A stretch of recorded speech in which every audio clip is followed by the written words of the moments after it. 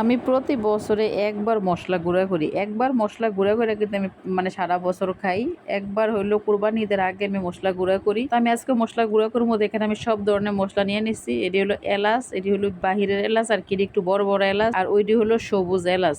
এই সবুজ এলাচটা একটু ছোট্ট ছোট্ট কিন্তু অনেক গ্রান। তো এইখানে আসিল প্রায় আধা কেজির চেয়ে একটু কম আসিল, আর ওইখানে আসিল এক পার চেয়ে একটু বেশি। তো মিলাইয়া আমার এলাচি আসিল প্রায় আধা কেজির বেশি। তারপরে আসিল স্টার মশলা, তারপরে হইলো গিয়া গোলমরিচ, তারপরে হইলো জৈত্রিক, জয়ফল, দারচিনি। তো দারচিনি দিয়ে আমি আগে ধুইয়া তারপরে শুকাই নিছিলাম। এর আমি সব নিয়ে একসাথে করে গুঁড়া করে আনবো, যেহেতু ঈদ এসে পড়ছে। তো আমি প্রত্যেক বছর কিন্তু ঈদের আগেই গুঁড়া করি। ঈদের মাংস আমি নতুন মশলা দিয়ে রান্না করি। এখানে আমি সব মশলা একসাথে করে নিলাম, কইরা তারপরে আমি এটি চুলাই নেবো।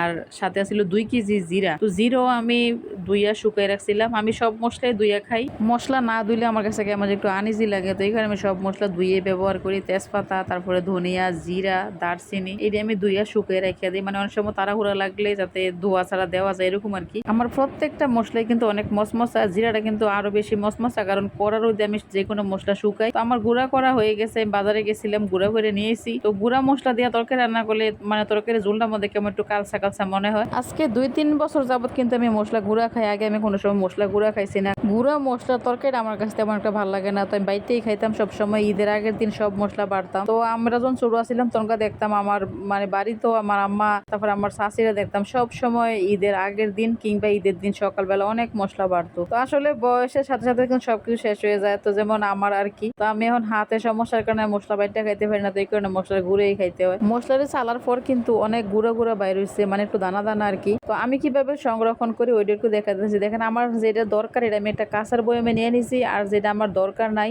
যেটা আমি পরে খামো, এটা আমি পলিথিনের মধ্যে মোড়াইয়া, তারপরে 2-3টা পলিথিন দিয়ে মোড়াইয়া, তারপরে আমি এটা ভালো করে একটা কাঁচের বয়মে রাখা দেবো, যাতে এটার মধ্যে কোনো বাতাস না ঢুকতে পারে। তো এখন হইলো আমার জিরে চালতে আছে। জিরা ও চালার মধ্যে অনেকটি দানা দানা বাবা ছিল। 2টা মশলা মিলে কিন্তু 3.5 কেজির মতো আসছিল। তো 3.5 কেজি মশলার মধ্যে দেখেন আমার প্রায় আধা কেজির মতোই কিন্তু দানা দানা বাবা ছিল। তো এটিটা ফালাই দেবো, এটা রেখে দেবো। এটি আবার যখন মাংস রান্না করি তখন একটু ভিজাই রেখে তারপরে বাইরটা খাবো। তো এটি একটু যত্ন করে রেখে দিলাম। তারপরে হলো গিয়া যেটি জিরা, তারপরে হলো গিয়ে ধনিয়া, যেটি আমার দরকার এটি আমি কাঁচের বয়মে নিয়ে নিচ্ছি, আর যেটি দরকার না এটি আমি সুন্দর করে পলিথিনে মোড়ায় রেখে দিয়েছি। তারপর আজকে যেহেতু বাজারে গেছিলাম, ঈদ এসে পড়ছে, তো ভাবলাম কিছু বাজারও করে নেই। তো কিছু বাজার টাজার করে নিলাম, আমারও কিছু বাজার, তারপরে বাড়িরও কিছু বাজার। তো আমার কিন্তু বাসার সব মশলা মোটামুটি দেওয়া হয়ে গেছে, আমার আর মশলা নাই। তো ভাবলাম আরো কিছু মশলা নিয়ে নেই। তো আরো কিছু মশলাও নিয়ে নিলাম, তারপরে আমার যা দরকার তা নিয়ে এলাম আর কি। তো ঈদের আগে কিন্তু এমনি তো বাজার করা লাগে, তো এই কারণে একটু বেশি করে নিয়ে এলাম, কারণ ঈদের পরে আর আমি মশলা তেমন কিনি না। আমি যা কিনি ঈদের সময় মশলা কিনি, একটু বেশি বেশি করে কিনি আর কি, যাতে আমার আর এই বছরে মশলা কিনতে না হয়। তো এখানে চিনি, সেমাই, তারপরে হইলো গিয়ে পোলাওর চাল, আদা রসুন,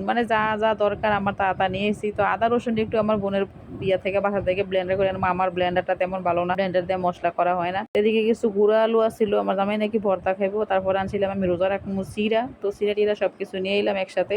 আমি প্রত্যেক মাসে একবার বাজার করি, মাসের বাজারটা আমি একবারে শেষ করি। আমার যা যা প্রয়োজন আমি সবকিছু একটা একটা বেশি বেশি আনি, কারণ আমার যাতে মাসের মধ্যে আর কারো কাছে যাওয়া না লাগে, কিংবা বাজারে আর তেমন একটা যাওয়া না লাগে। এই কারণে আমি একটু বেশি বেশি করে সবকিছু নিয়ে। তো এই ছিল আজকে আমার বাজারের ভিডিও।